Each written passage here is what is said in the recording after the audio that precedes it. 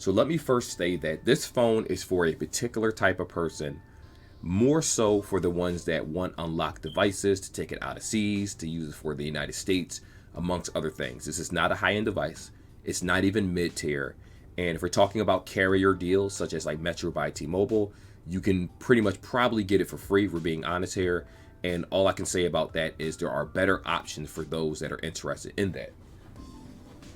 Sorry about that. But with that being said, let's talk about specifications if this is actually worth purchasing.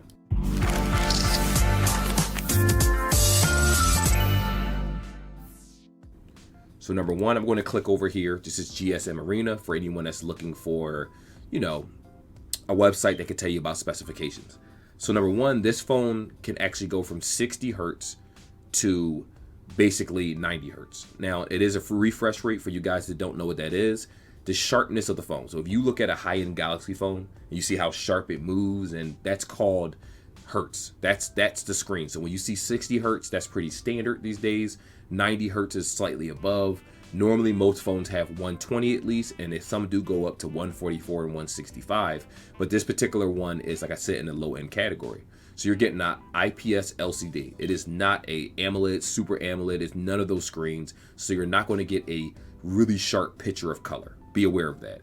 6.5 inches, which isn't bad for size. To me, 6.1 is the standard. 6.5 and higher is typically for a higher price. But remember, this is a low-end phone.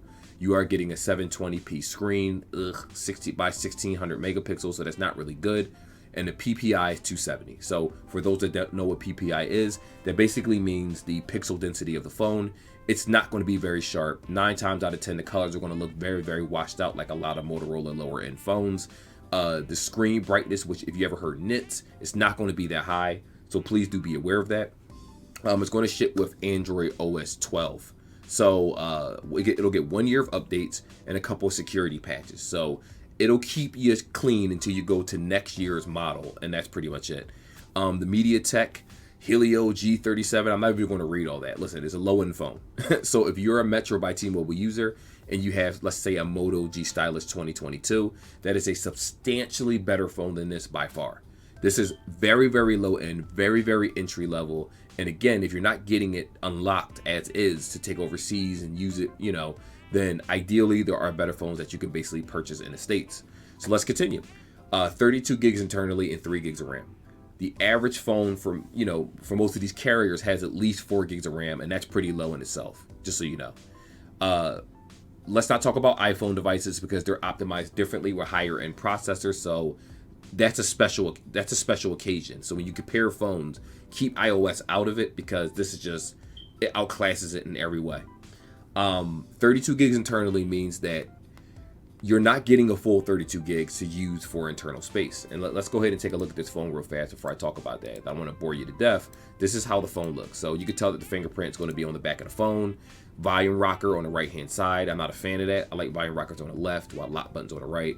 It does have USB-C. It's going to have a headphone jack. Huge chin on the bottom, which they could have cut this down and made it 6.7. But this is what happens when carriers are being cheap. And again, this isn't for the... They know what fan base they're trying to hit with this particular device. But let's continue with that. You're probably going to get about maybe 20, 22, maybe 21 gigs usable or so probably on this device. Maybe a little bit more because Motorola almost runs stock Android like Google. And again, if you're the type of person that plays Call of Duty, if you're the type of person that plays, I'm about to say Halo Infinite, it's not even on there.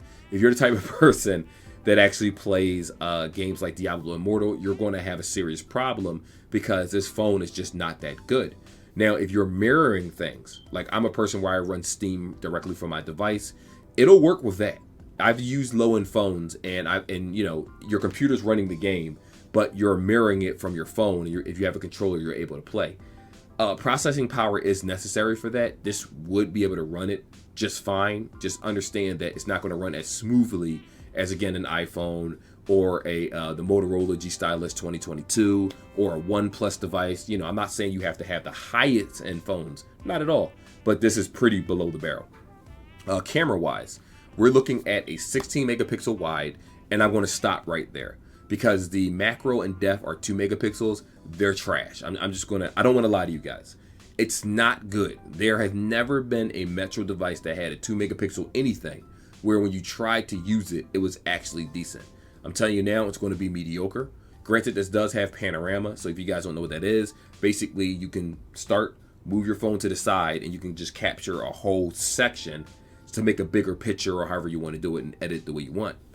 It does have LED flash, good for them. HDR, honestly, doesn't really matter with this particular phone.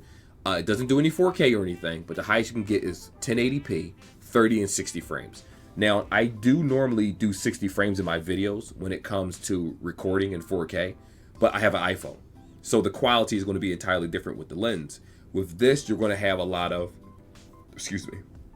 lag with the camera, meaning if you wave your hand in front of it, normally cheaper sensors, you can see like the hand motion moving back and forth. Like I don't have a super high-end camera at all, but if I had one, it would be like nearly perfect when I record. Eventually I'll do that if the channel gets bigger, both my channels. But anyway, front camera's only 5 megapixels, which is mediocre. 1080p, 30 frames. So if you're FaceTiming is Apple.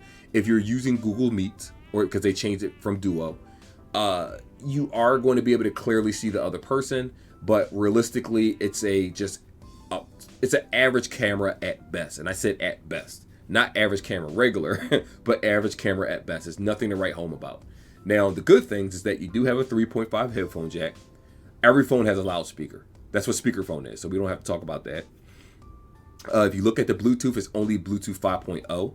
Honestly, I can't really remember a phone that's released with Bluetooth 5.0 in the last couple years. But again, they're using old technology in these phones, and they're basically re-releasing the same thing with slight tweaks here and there just to get you as a consumer or a new base that doesn't want to pay much money for a phone. No NFC. So if you're wondering what NFC is, I'm going to give you an example. I worked a job where you take your phone, they have these little circles. Like if you ever did security, now you have that wand, you can use a phone and plug it up to the wall or just tap it and it will read the checkpoint. You can't do that with this type of phone. So for you guys out there starting security companies, or you have some type of security to do, you're a security firm, this is not a phone for you in that aspect. USB Type 2.0 is very, very slow compared to any other type of USB transferring speed. So it's not bad, don't get me wrong. So if you're transferring photos or movies or different things from your phone to your PC, the transfer speed is still going to be perfectly fine. But if you're trying to use USB 3.0, you know, that blue USB in your computer, speeds aren't going to make a difference. It doesn't really support it. It's still going to transfer slow. It does have a fingerprint scanner and a fingerprint scanner to unlock the phone. This is what I talked about before, where if you look at them, I'm pointing at the screen, you can't see my finger. But if you look at that Motorola, that little M on the back of this right here, that is the screen, that is the unlock button. Now, it's not a bad place. I always like the back unlock because what it does is when you hold your phone normally, you hold it like this, or you hold it like this, and you'll be able to unlock your phone from here with ease. Motorola does have features which allows you to keep the phone locked. And if you hold the volume button up or down, you can actually change the song. That's a feature that I love, that I think everyone should implement and put into their phones. But again, I don't know if it's a patent on that, so to each their own. But what I will also say is that lastly, and this is the most important part to me, screen size, quality of screen, battery life, and processors are what matters in a phone. So I'll do a synopsis once I'm done. Actually, you know what? I'm not going to timestamp anything. There's no need. This isn't a very long video. It does have a 5,000 mAh battery, 10 wired charging. Now, it doesn't mean that it doesn't necessarily support 15 watt. I'm hoping it does. But most of these phones come with a 10 watt charger. It's a huge white 1 and a white 0 with a black charger normally. And they come with 10 watt charging. Now, I would say check the website to make sure if it can support fast charging, meaning like 15 watt or quick charge. Something tells me that it doesn't, especially for the price tag. It's only $146 for the phone. It might be even cheaper if it makes it to carriers like Metro by T-Mobile. The reason I'm not mentioning Cricket or Boost Mobile because they have their own deals normally. And to be completely honest with you, Metro to me is the more ideal service because it has the fastest internet speeds, especially for you vloggers and people out there that like uploading videos. Nobody in the prepaid market is faster than Metro so far. Quote me on that. Prove me wrong. But anyway, with that being said, this is the last part of the video. And I'm going to cut away real fast so that, you know, this will be done. And I'm going to gather my thoughts for a moment for you guys and tell you why this phone is worth it and why it isn't worth it. So let me start with why the phone is worth purchasing, because there's a lot more bad than there is good. Now, I know a lot of foreigners. I used to work in apartment complexes. People travel the world. They may just want a phone to pop a SIM card in that they could use in their country, in a different country, wherever you decide to go. And they may use it here, they may not. That's one of the reasons why you would want a phone that's $149. You got to understand that even though this is a cheap, mediocre phone in my eyes, to someone else, the price is reasonable. Now, what I will say is there are other phones that are like blue phones that are much cheaper to have similar specs, if not better. The problem is that, you know, the bands, the type of phones, if you use in the US where you get 5G, if you use it somewhere else where you get 4G, it really depends. And again, I haven't confirmed if this is a 5G phone or not. Even if it wasn't, to be honest, the phone isn't really that good.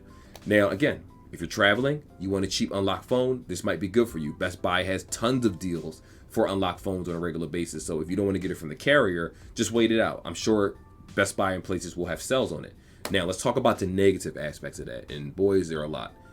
The camera's trash. It's like a 16 megapixel camera. I know this camera is going to be bad. And when you look at photos like these, I 100% guarantee that they probably did not, 99.9999, they probably didn't take pictures with this camera. Let's be real here. I don't think they did.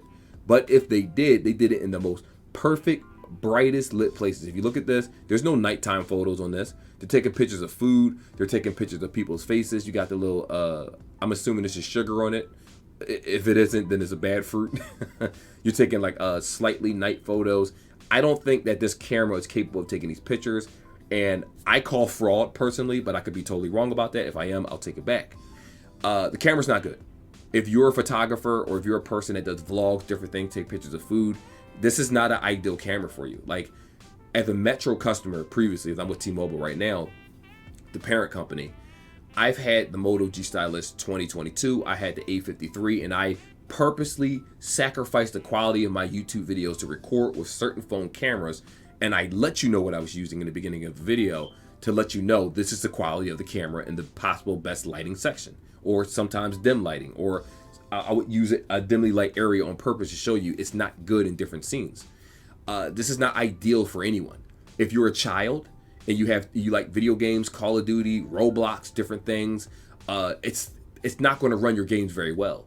If you're an adult and you're still a gamer, it's not going to run Diablo Immortal. It's going to skip. It's going to lag. It's not going to run Genshin Impact. As a matter of fact, because of the mediocre 32 gigs of internal memory and 20-something usable, because a certain amount is used for just to run the system, it's not going to be able to take pictures, receive emails, receive text messages, and have certain key games that you want.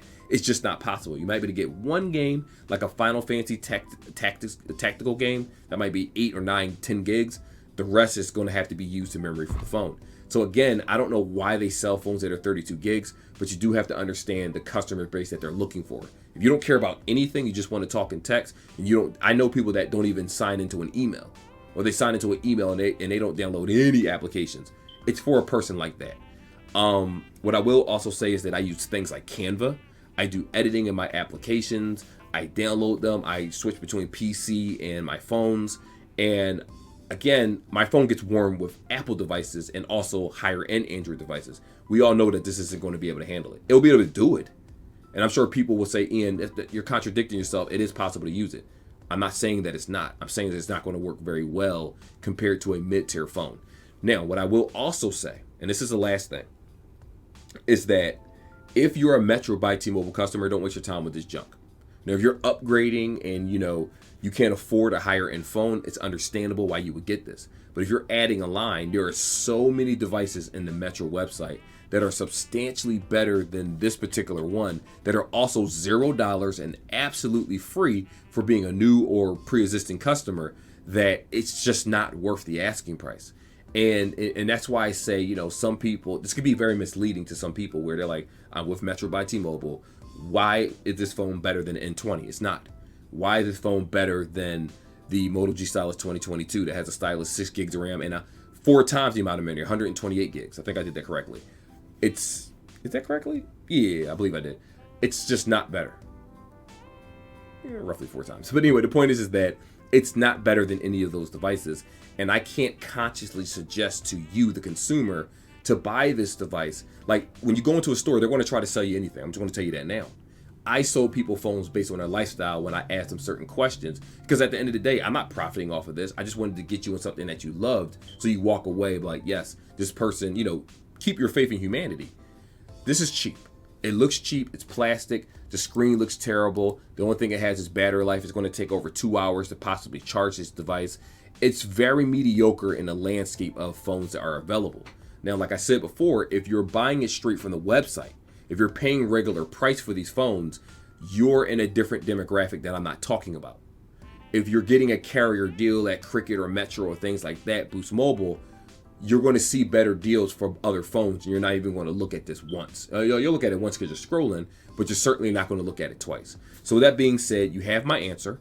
I don't think this phone is worth it. It looks terrible. It smells terrible.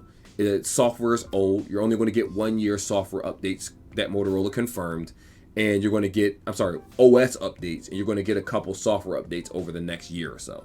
Outside of that, like security patches and things like that, you're not getting much. So anyway, have questions, let me know. I am willing to buy this phone if people want to see reviewing it. We do an actual video review of gaming and other applications being used, but I kind of have an idea that it's just not going to be ideal for the average person that does social media, that does talking and text, that might watch YouTube while you go through other applications. You're going to experience lag and slowdowns and possibly overheating. I've done it a million times with these cheap phones, and again, it's not to bash anyone that wants it. It's just to say that it's just not ideal, and you'll probably be buying a phone the following year. Luna. She's in heat. Anyway, like and subscribe, guys. Oh, here she is. And I'll see you in the next video.